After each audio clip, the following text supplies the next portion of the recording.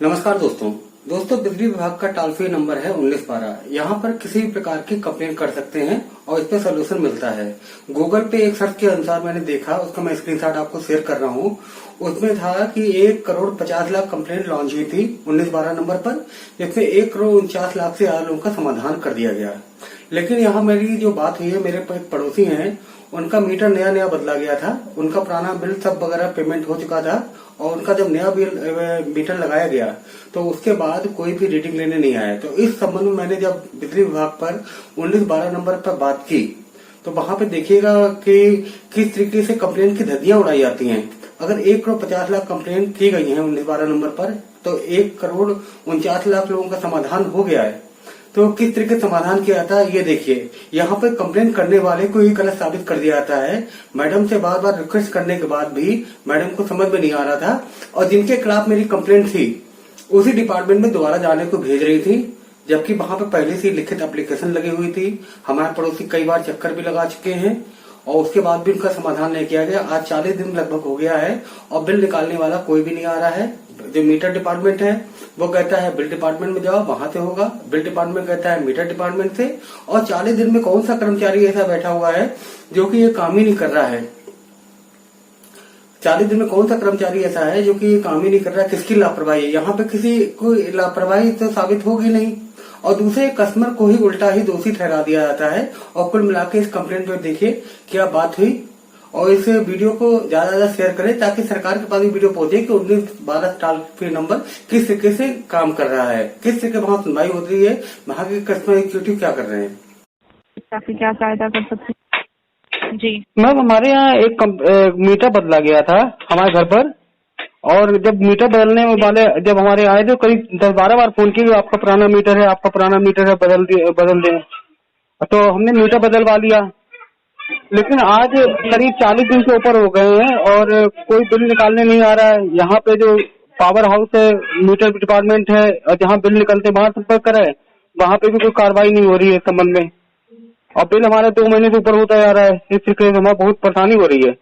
हमें महीने तो बिल दे देंगे, हर इकट्ठा हम कहाँ से देंगे 8-10 हजार रुपए का बिल? आपको सुधर क्षमा चाहूंगी, निश्चित से बेहतर सहायता की जाएगी जी। क्या मैं जान सकती हूँ समस्या आपकी किस जिले से संबंधित है? ये हमारे है शाहजहांपुर, उत्तर प्रदेश। बिल अधिक आ रहा है? हाँ, बिल नहीं निकाल रहे हैं ये लोग। अकाउंट नंबर उपलब्ध कराइए। हाँ, अकाउंट नंबर है 89 76 40 2000। बिल आपका होल्ड पे है सर? हाँ, होल्ड पे 30 अगस्त को हमारा मीटर बदला गया है और उसके बाद भी उन्होंने बोला कि चलो सितंबर में बिल निकल आएगा। सितंबर में भी नहीं निकाला। अक्टूबर में जो बिल निकालने वाले आए थे वो भी चले गए। अब वहाँ गोविंदगंज में जा रहे हैं, यहाँ पे फीडर है या मीटर डिपार्टमेंट बहादुरगंज है, तो वहाँ दोनों संपर्क अब दोनों एक दूसरे की जगह भेज रहे हैं, लेकिन बिल कोई नहीं निकाल रहा है। 40 दिन से काम ही नहीं हुआ। इसके लिए आपको अपने एसडीओ ऑफिस में कांटेक्ट करना होगा।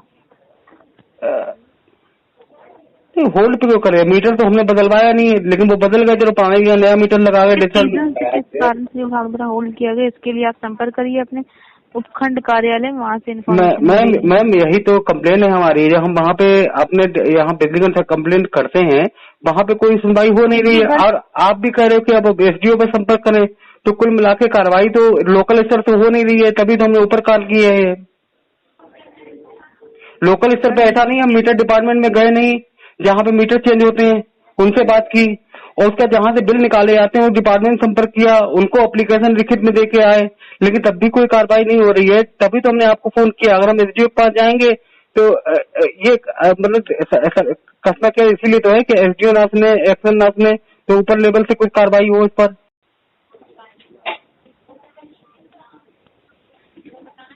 आपकी बात को मैं समझ बस। हाँ मैम, ये नहीं एसडीओ का मैम, आप अपने ऊपर लेवल से कंप्लेंट को फॉरवर्ड कीजिए, क्योंकि एसडीओ जाने का मतलब है कि जूनियर इंजीनियर की कंप्लेंट हमें करनी है तो हम आपके पास करेंगे, एसडीओ की कंप्लेंट करनी होगी तो हम आपके पास करेंगे, एक्शन की भी कंप्लेंट करनी होगी। किसी करनी नहीं, एसडीओ ऑफिस में कांटेक्ट करना है, बिल की जानकारी आपको दी जाएगी, बिल में जो भी इश्यूज आ रहा है उसको आपको बताया। मैं आपके बताए तरीके में संतुष्ट नहीं हूँ। मैं कहते आपकी भी कंप्लेंट करना पड़ेगा मुझे, जन सुनवाई करेंगे चाहे लिखित में करें।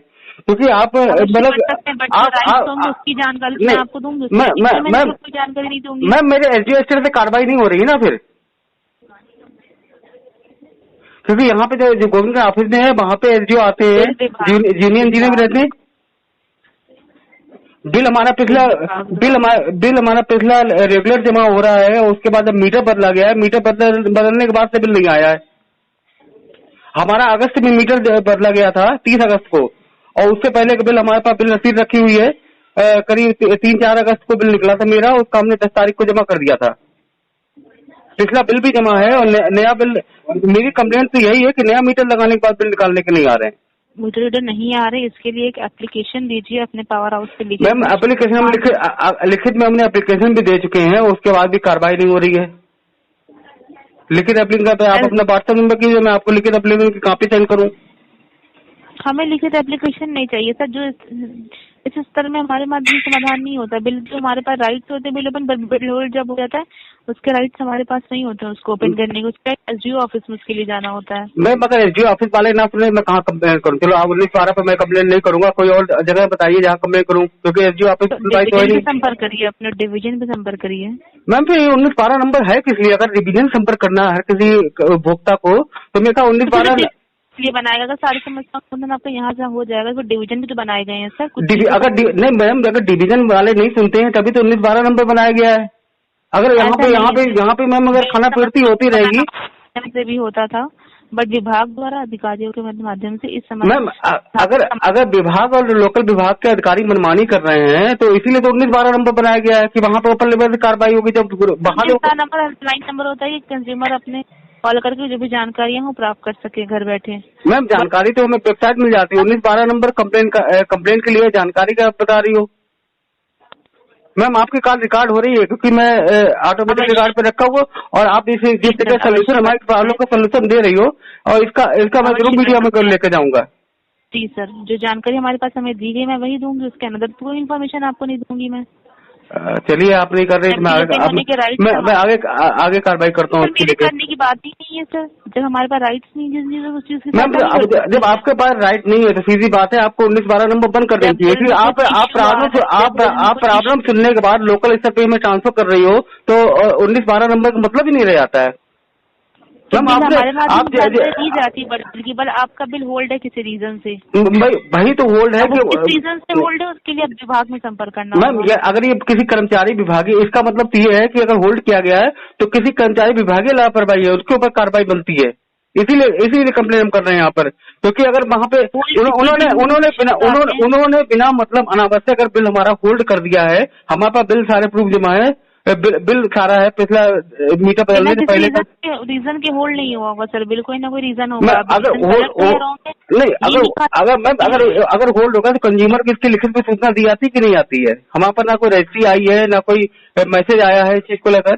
तो इसके लिए एसडीओ ऑफिस में आपको कांटेक्ट करना है, डिटेल प्राप्त हो रही है हमारे पास। अब मैम अगर ठीक है आपके घर में एसडीओ ऑफिस भी जा रहा हूँ मैम, अगर आप संपर्क करेंगे वहाँ से इन्फॉर्मेशन दी जाएगी मैम। अगर एसडीओ ऑफिस मैं आज ही जाऊंगा और एसडीओ ऑफिस में अगर मैं सही जानकारी नहीं गई तो क्या आप फिर दोबारा हमारी कंप्लेंट सुनेंगे इसको? आप वहाँ मुझे मालूम, क्योंकि बहादुरगंज में मैं 3 चक्कर लगाए, गोविंदगंज में 2 चक्कर लगाए हैं। मैं काम धंधा करने वाला आदमी हूँ कि मैं गोविंदगंज बहादुरगंज चक्कर लगाता रहूँ। मैम अगर एसडीओ में कार्रवाई नहीं होती क्या आप इसके आगे आपके पास अधिकार है एक्शन लेने का कि आपने मुझे एसडीओ के पास ट्रांसफर? तो दोस्तों आपने वीडियो में देखा कि 19-12 नंबर कंप्लेंट पे क्या सोल्यूशन होता है। इस वीडियो को शेयर कर दें। धन्यवाद।